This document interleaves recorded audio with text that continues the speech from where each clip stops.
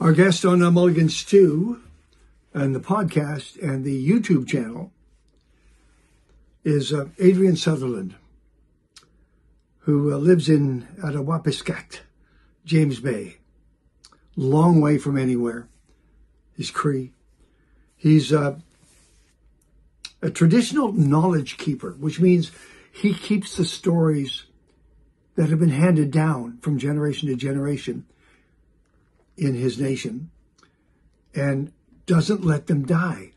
So that's great. It's in his head and his heart, but he's also a singer and a songwriter.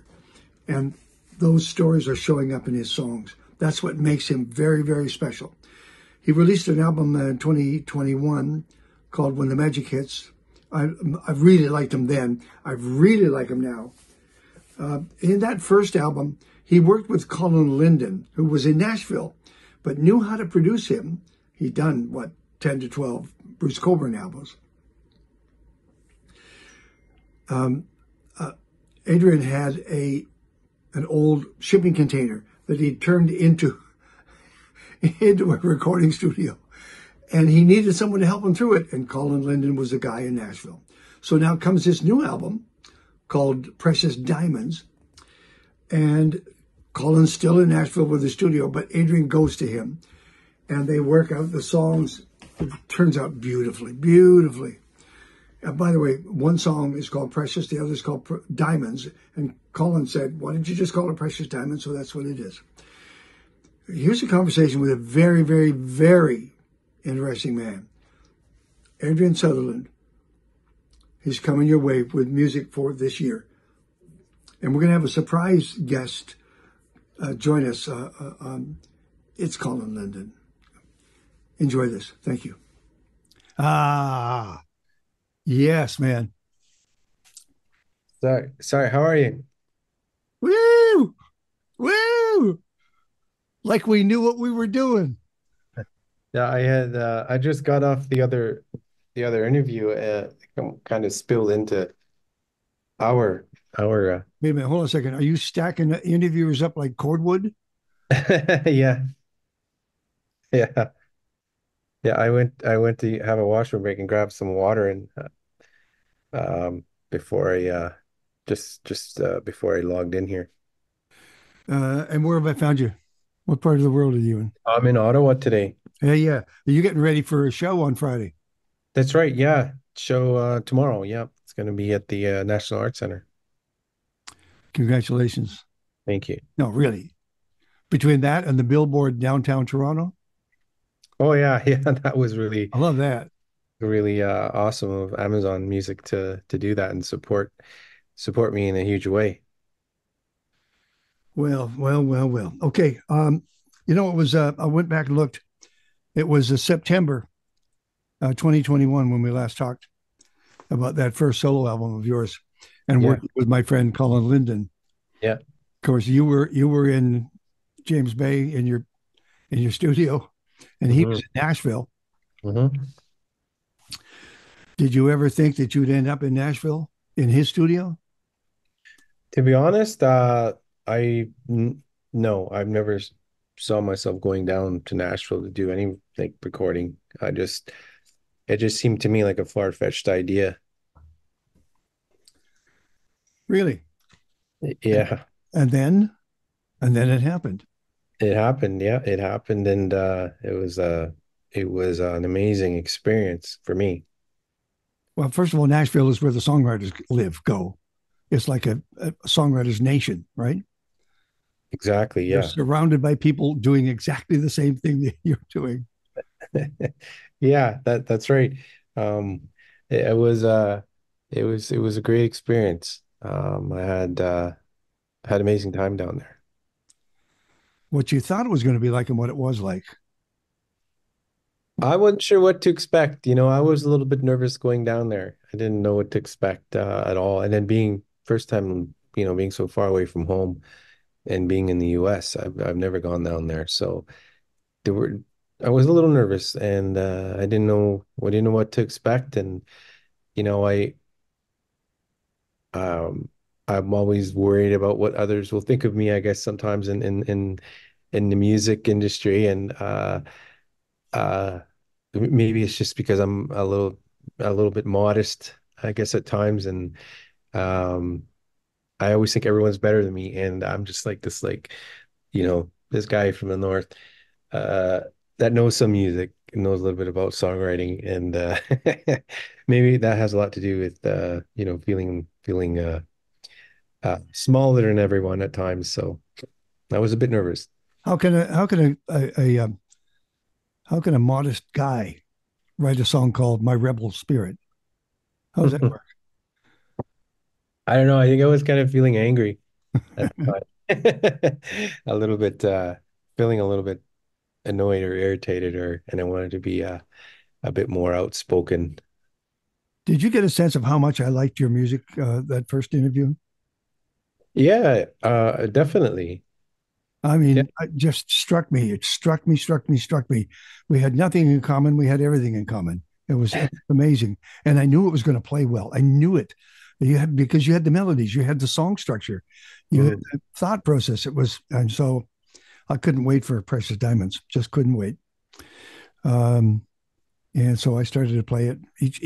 The the 5 year rollout of your singles, uh, Yeah. driving me crazy. I needed the whole thing. I needed the whole package. Um, did the songs change much in the studio down there?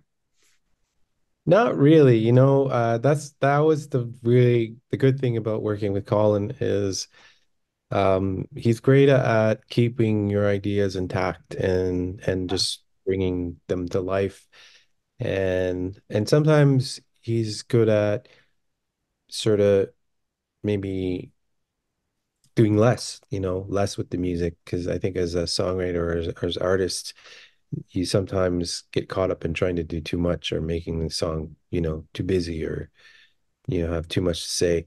It gets too wordy or whatever. So he's good at really, you know, if anything, he's honoring the artist and the song, and not trying to, change anything. Well, as you know, some producers will impose themselves on the music and the artist.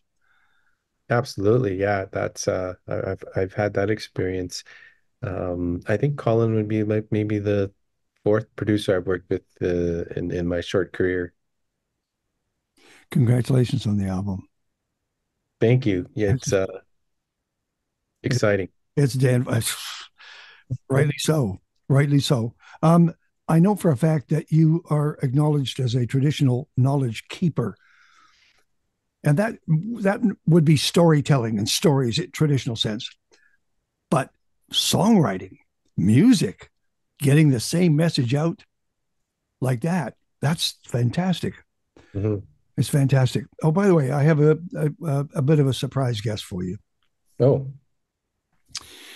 I have Colin Linden Oh, in his studio. hey.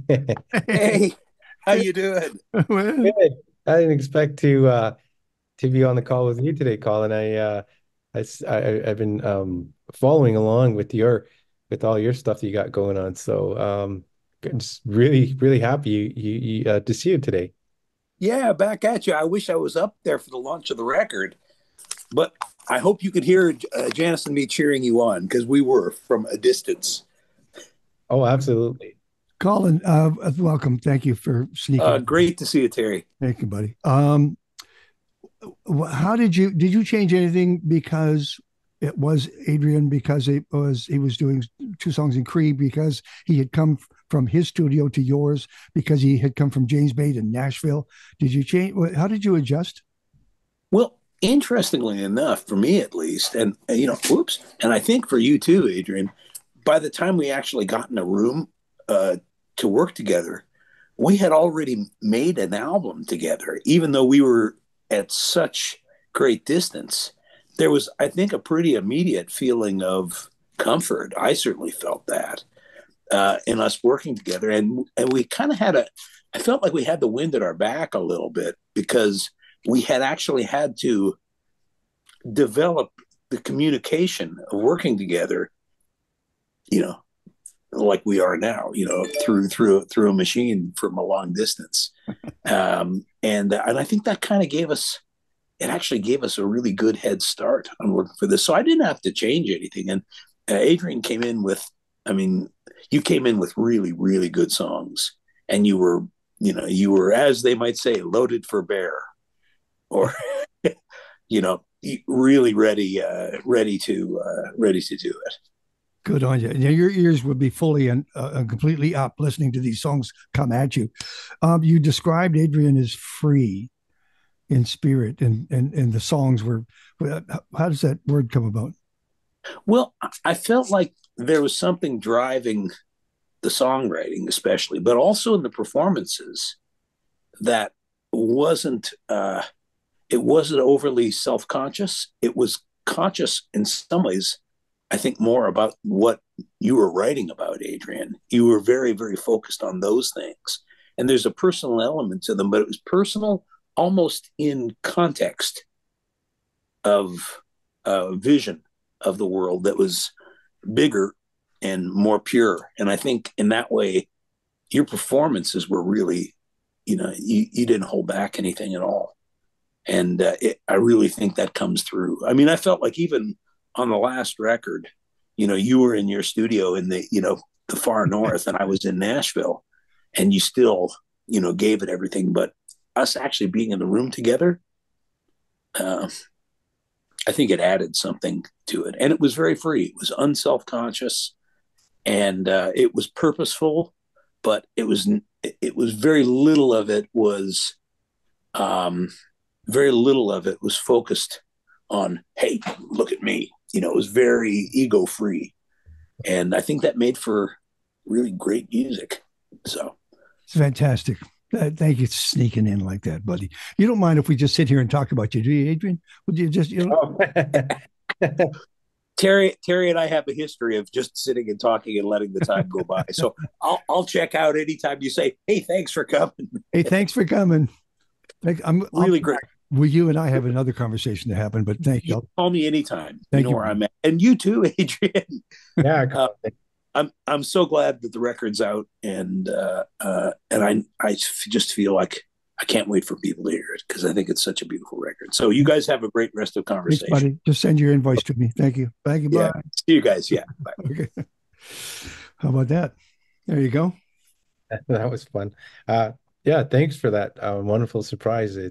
I haven't talked to Colin. I've been back and forth with him on the album, obviously, but we haven't talked since I left Nashville back in early June, last June. So, okay, Adrian, he talks about your focus. You are focused. You are a very focused individual.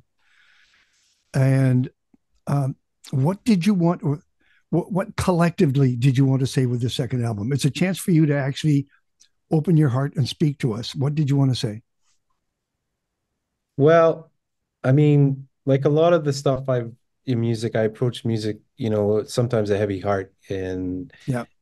the music is emotional at times, but I always try to balance that, emotional heavy stuff with also lighter stuff like love, family, and culture. Those types of things are important to me as well. And I think, when you approach things that way, or music that way, I think you keep people coming back to your music and wanting to, listen to your music more. And um, so I've always tried to approach my music that way. Hmm. What was the first song you did? On this album? Yeah.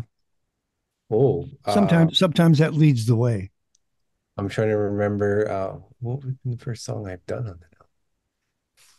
Well, Diamonds has been around for a little while, so that song had been kicking around for a little bit. What song do we do? Record? I can't even remember. Hold on a second. It'll come to you. While you're at Diamonds, it's hooked up to Precious. Precious Diamonds is the name of the album. Are they two separate songs or two separate thoughts, or were they disconnected and put together? They were disconnected, and then they were put together. because well, Colin actually had come up with the idea for the album title, and you know, Precious Diamonds was such a catchy title for an album, and those two things have, very significant meaning. Um, When you got Precious into the studio, did it have that southern soul sound to it, or did that come with the? we consciously had made the riff was there. Everything was there that you hear, except obviously Colin added a bit more of that southern sound to it, He's got as it. Yes. building song. Yeah. But the riff was there when we came into the studio, and I think, I mean, they were all really fun to work on, but I think this one was probably a song that we had most fun with, bringing to life. Just like the blues and the southern soul, in many respects, it comes from a place of oppression, racism. Were you speaking to that? Yeah, I think we're singing to our oppressors. "Oh now sinner," that's how we are describing our oppressor. Um, where are you gonna run to now? There ain't no hiding in here. Mm. It, it's I guess it's playing on that idea that someday, things are going to change. Things will not always be this way. In And when whose that lifetime? In whose lifetime? Mine? Yours? not ours, I don't see that happening in our lifetime. I think maybe my kids and my grandkids, for sure. Our grandkids. That's another song. Diamonds comes from some storytelling, perhaps. What are diamonds in your language? Yeah, it's just a play on belief, that made from the sun, that we come from another place. As humans, we were brought down to this earth. It's a bit of a playing on the idea of belief systems that and First Nations people have about coming from another place, coming from a place up above. And that's where that song was inspired by, that whole idea, of coming from. And we're each sort of unique in our own little way. We have our own unique gifts, and we're, that's where that whole idea of diamonds came from. Is like we're all our own gem in our own way. Shouldn't you be hunting right now? I should be hunting very soon, or getting ready for hunting. I'm going to be behind again this year on all of that, so I'm going to be working pretty hard to get ready once I get home. Because it's not just hunting; it's survival. It's food. It's getting you through the winter. Is what it is. Yeah, I mean, I think things have changed a lot in the last little while in terms of having, food when it comes to food scarcity and access to food in the north. But we still, we won't always have access to, chicken or beef, or sometimes we run out because of logistics, or shipping, to the north is very challenging. So we rely heavily on hunting, and But you some always have, right? I always have, more so when I was growing up, and more so when I was a young man. It was you had to hunt if you wanted to eat. There was no choice in the matter. You were left behind. You notice I just keep going because I'm trying to get some tracks in here. You are left behind, which is just stuck with me. I wanted to play. Well, I did play it again. I wanted to hear it again. What did I miss there? Um, it's about mental health. I know that, but it's all. Is it about conditions with First Nations and Cree? Yeah, I think I tried to draw on all those different things. I've people have been struggling up there for a long time with a lot of different things, not having adequate health services, adequate housing. There's been food scarcity. There's been opiates. There's so many challenges that exist up there, and a lot of times we get forgotten. We get, people just don't have the time a day to really concern themselves with these issues. And so that really was where that song came from. Um, does Cree want to rhyme? Is what, sorry? Does it want to rhyme? Is it easy to rhyme? Cream? Yeah, yeah. It is actually easy to rhyme. Um, um, and you could rhyme a lot easier, I think, in Cree and have I guess it's a little bit less constraining, I feel than the English, writing in English. Yep. I feel a little bit more free to kind of, There you go. yeah. There's that word again. Um, and oh, I know. I want to ask you about your father's um, song. That's is in Mushkegowuk Cree. Yeah. No doubt. In honor of your father. Yeah, that's yeah, one reason why I wrote it. The but the main reason why I had written that song is that just at my age now, a lot of people I know, been losing parents, their fathers, and it's been just yeah, I guess it's part of life, life and death. It's just part of what we all have to to go through. But I think for me, my loss is different because it happened so many years ago as a boy. But Hmm. I think we all grieve differently, I think, and we have our own ways of dealing with stuff like that. But yeah, it was part of the reason why I wrote it was my own personal story, but also the stories of other people in my life that have been losing their parents or their father, and I thought it was important for me to write a song for them and to honor that, and to also put a positive spin on it that we although it's difficult to experience that kind of loss, but it's also something that we all have to go through, and we need to just keep moving on and deal with it in good ways. It's the deal we all have to deal with. Yeah. Now, did you actually call him Notawi? Hmm. Okay. So what did he call you? Well, well, Notawi is how I would would call him in my language. Yes.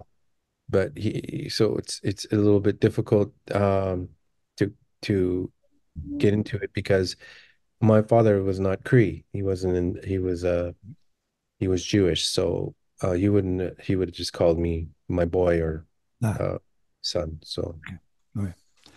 Um, there was the other uh, Cree language is before is hold on a second. Can we have a second?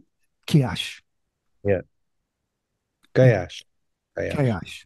Kiash. It's about looking back. In other words, before. Yeah, it just when I go out, onto my ancestral lands, and I see where my grandfather walked, where he, you know, had cut wood, or where he trapped, or where he hunted. And so I see it, like, all sorts of signs everywhere when I'm out on the ancestral land. So that's really what that song is about, is singing about those people that came before us. And you could almost sense and feel them, when you're out there. And Did you they leave, certainly, did they leave markings? Did they? yeah, oh yeah, they left markings like everywhere you go. You could see where they were, where they had their camps, where they would have set their nets, all these different places. So that's singing about that those people, and the people that came before us, and how, they're just, you kind of, they left their mark, and you see it everywhere you go out there. They left, especially if you're open to it. If you're watching for them, they're Yeah. there, right? Yeah. Oh yeah. Um, yeah, it's just like, it just amazes me because where I come from, it's such a huge land base. But you could go, like, you could think, I'm gonna go to where no human's been before, and go for miles and miles and miles, and then you just come across all these axe markings and different things, and like, oh well, someone's been here before me. So there's like no rock ever like unturned up there. It's like you've been everywhere on that, piece of land. I do like the idea of traditional knowledge keeper and someone passing on the stories. I think it's so important. But to do it in song, as I said at the start of this, before we were interrupted by the producer in Nashville, um, um, to do it in song, it means it will survive. The stories will survive. They, uh, younger people will listen to music as opposed to maybe listening to storytelling. It's an incredible privilege to be able to do that. Yeah, I think it's it's it's a very awesome way of sharing and trying to teach and trying to bring people along and learning together. Um, and I'm really I'm really I guess proud that I'm able to do that and be able to leave something uh so important for others to enjoy. You and I have never met, but we have here in the sort of media world. Um, but I believe, and I have always been surrounded by nations, Kamloops here on Vancouver Island, um, Malahat. I'm in the Malahat Nation. Um, they need leadership. You know that they're, they need leadership. People who stand up, take the responsibility on, and lead by example. You're it. I kind Mhm. of wonder, though, looking at many of the Cree nations, are you concerned about their future? Well, I mean, I could only speak for where I come from, and I'm very concerned, for the future uh, of our nation where we live, and I think I definitely think we need to do a better job when it comes to leading. We need to have better governance. One of the number one issues is poor governance, and that leads to all sorts of other problems. Yeah. And I think we need to really, really do a better job when it comes to governing our nations. And if you look at uh, places that have very, very strong governance, you can tell right away how well off they are, and immediately what kind of governance they have in place, and it's usually very strong, a very, very strong governance structure that they have had in place for a while. And if you look at places that are struggling, like where I come from, right away that it's because of the poor governance. You're in a special place on Friday. You're in Ottawa. You're, Yes. you're singing to, in some cases, the decision makers. Oh yeah. Yeah. Are you, do you have thought about saying anything as a statement from the stage while you have their attention? I thought a little bit about what I might want to say on the flight in. And right now, it's difficult for me. I find it really hard to talk. It's been such an emotional time for me. There's been a lot that's happened, and I I don't know if it's just because of where I am now in my life too. I get really emotional about stuff, and it's very hard to talk about certain things. But I will do my best to leave people with a message, especially our leaders and decision makers. That's we're here, we're strong, we're resilient. You need to pay attention to us, and you need to, work with us and to make a better uh to make things better, for us people up in the north especially, because too often we're forgotten. What's the summer look like? I mean, you would love to festival, I'm sure, like crazy. You'd love to take it into the fall. You've got the music now. You have our attention. Um, what do you think the year might end up looking like? I think it's going to be a good year. I'm expecting this year to be really good. We have such a great album out. There's opportunities outside of music that have been, coming my way. A lot of those opportunities are Mm. as a result of the music too, right? So the music has really opened a lot of doors for me too, outside of music, which is kind of weird, but it's usually speaking or cultural, kind of stuff, or youth work, that kind of thing. But yeah, I'm expecting to have a good year, and I know we have some shows that are starting to shape up, some festivals that are lined up. Um, we'll see. It's been a slow couple years for me, and I currently don't have an agent right now. So if you know any good agents, put out a good word for me.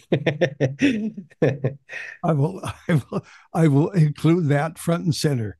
Absolutely. That's fantastic. If I can help in any way, let me know. A couple of things. Have you, I don't have the list in front of me. I'm sorry, but this weekend, as we're talking, is Juno weekend in Halifax. Did you take a look at the list of Indigenous nominees? Did you agree with everybody that's on that list? Yeah, I mean, absolutely. I think everybody, has um, William is up for a nomination. William Prince, Asanabi is up for a nomination, Yep. a couple, two or three nominations. So, well deserving. Absolutely, I agree with all of that, and they deserve all the attention, and they certainly have the music and the background for all that to back it all. So. Okay. You might you might want to agree that that your timing is really good on this album because right now you have our attention. You as a nation have our attention. There's now songs, there's channels dedicated to Indigenous music. There's videos, there's festivals, there's all, everybody has their ears open. You have us listening. It's your timing is perfect on this album. Yeah, I think so too. I think it's very timely, and I couldn't have picked a better time to do this. And the music is to me is I love it. I mean, I love this album, and I get so emotional when I listen to the album, but I also in a good way. Sometimes it's a little bit heavy, but it's also there's a lot of light stuff, on the album as well. I mean, Yeah. like I said earlier, we have a song called "Feeling of Love," and sometimes we just gotta let love shine, and let the light into our hearts. I'll trade you favorite tracks on the album. Hold on to yours for a second. Mine is, well, I like them all. I particularly am fascinated by The Storm, the story behind The Storm, whether it's true or not, whether you're just making it up as you go. It's a strong song. Yeah, I think well for that song, it's based on true events. It's about it would have taken place almost 300 years ago. And it's a story I've heard several times since I was a boy, about a man who I know the family too very well. And it's a long story, but to make it short, basically they were facing famine that year. And his family, the kids, there were women out in the barren land in the tundra, and he went to go for help. He was the only one who had enough energy to actually go for help, and he took his dogs uh, to go get help. And then as they were planning to head back with the help that he went to go gather, this big storm came in, and they asked him to just hold off. We'll just let's wait it out. Don't go out into the storm. But he's like, no, they won't make it another day.